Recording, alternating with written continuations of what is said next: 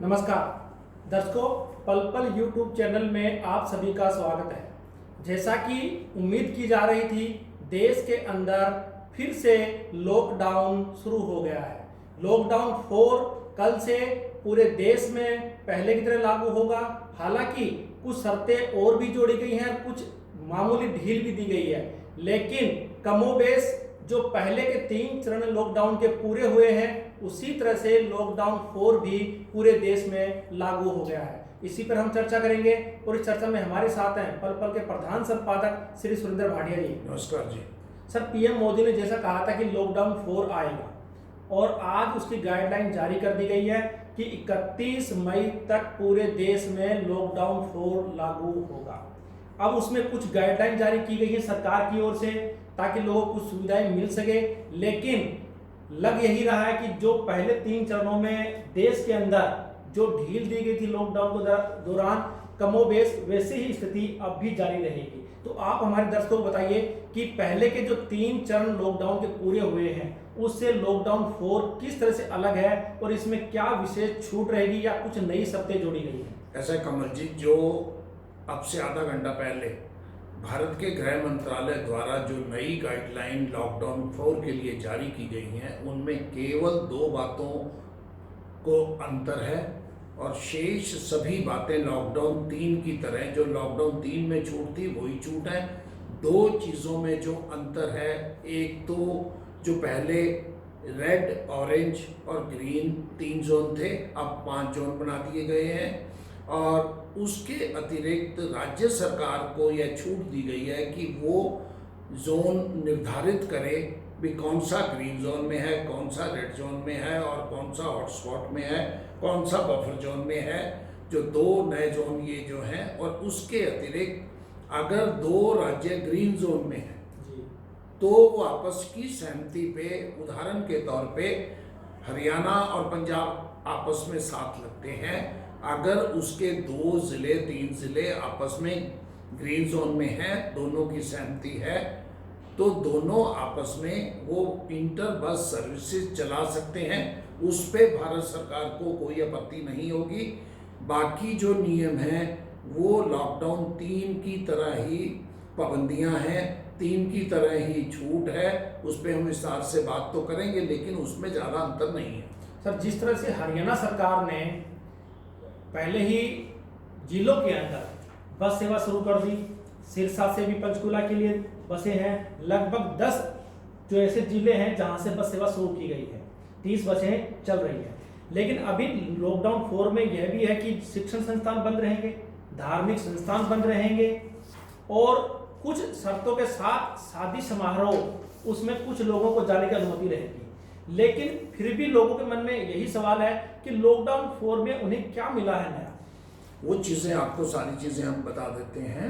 जैसा कि लॉकडाउन 3 में जी और लॉकडाउन 4 में कोई विशेष अंतर नहीं, लेकिन हम लॉकडाउन 4 की अगर बात करें, आशा की जा रही थी कि इंटरनेशनल और नेशनल जो एयरलाइंस हैं कुछ सीमित सवारियों के साथ वो चालू हो सकती हैं, लेकिन उस पर अभी भी रोक रहेगी। वो प्रोहिबिटेड रहेंगी। और डोमेस्टिक और इंटरनेशनल एयर ट्रैवल पैसेंजर बंद रहेंगे। उसके अलावा मेट्रो सर्विसेज, दिल्ली मेट्रो में पूरी तैयारी कर ली थी भी हम किस ढंग से सोशल डिस्टेंसिंग से शायद कल से मेट्रो सर्विसेज, मान लिया एक पहले एक में 40 डिब्बे में, एक मेट्रो के डिब्बे में 40 लोग बैठते थे, तो 20 सवारियों के साथ वहाँ तैयारी चल रही थी भी शायद छूट मिलेगी। लेकिन भारत सरकार ने मेट्रो रेल सर्विसेज की भी छूट नहीं दी है। School, colleges, education, training, coaching institution will remain close, but online और डिस्टेंस लर्निंग को वो घर से बैठ के डिस्टेंस लर्निंग और ऑनलाइन अगर कोई टीचर अपने बच्चों को पढ़ा रहा है तो उसकी जो है अनुमति है। लेकिन स्कूल, कॉलेज, एजुकेशन पहले की तरह बंद रहेंगे। होटल, रेस्टोरेंट बंद रहेंगे, लेकिन घर जाने के लिए डिलीवरी जैसा पहले भी अनुमति दे दी गई थी, लॉकडाउन आज भी वही अनुमति रहेगी। हाईवे पे जो ढाबे हैं वो अवश्य खुले होंगे, वो 25 अप्रैल से ही खुले हैं।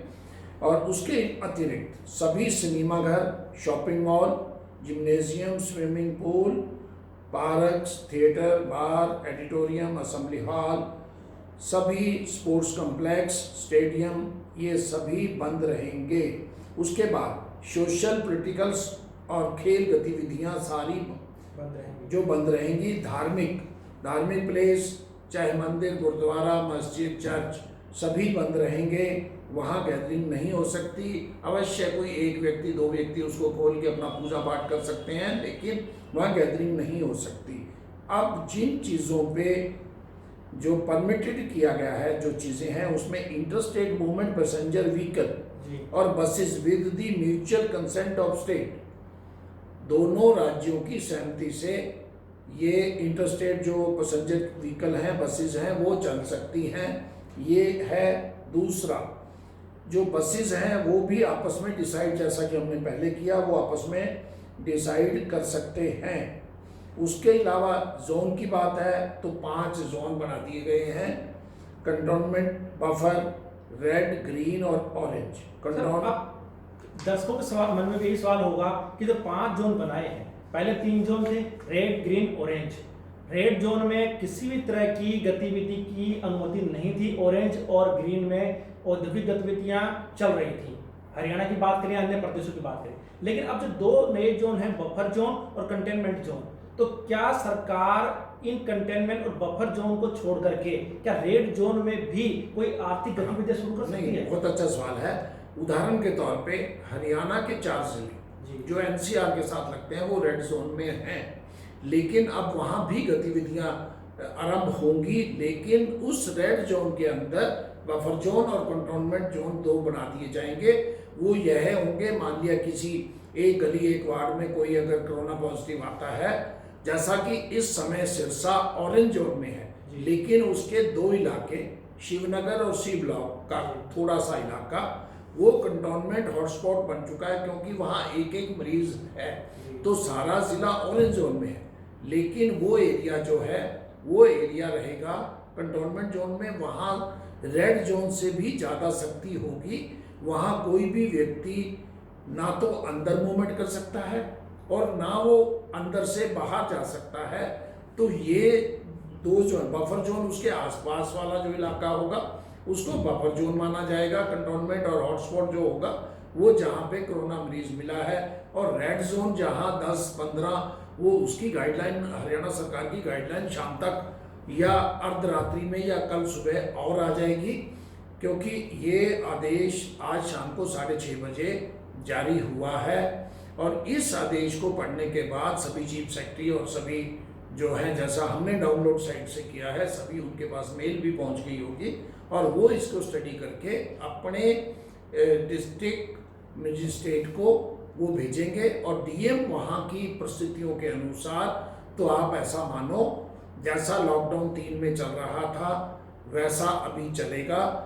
अगर इसमें कोई अंतर आएगा थोड़ा बहुत, तो वो कल तक, शायद कल तक, या कोई बहुत तेजी दिखाएंगे कोई अधिकारी, तो आज अर्धरात्रि तक सर अभी आदेश जारी कर सकते हैं। हरियाणा के गृह मंत्री अनिल विज जी का एक बयान आया है, उसमें उन्होंने साफ कहा कि पीएम ने जो सुझाव मांगे थे राज्यों से, उन्होंने सुझाव दिया है कि कंटेनमेंट जोन जो होगा, जहां कोरोना संक्रमित मरीज मिलता है, सिर्फ उसी क्षेत्र में सभी तरह की गतिविधियां बंद रखें, बाकी सभी जो क्षेत्र हैं उसी के आसपास उनमें आर्थिक गतिविधियां शुरू की जाए। नहीं, वो अगर एक इलाके में, उदाहरण के तौर पे अभी सिरसा में केवल 2 मरीज हैं, कोरोना पॉजिटिव 2 मरीज हैं, तो 2 इलाके कंटोनमेंट जोन हो गए, बाकी ऑरेंज जोन में रखा गया।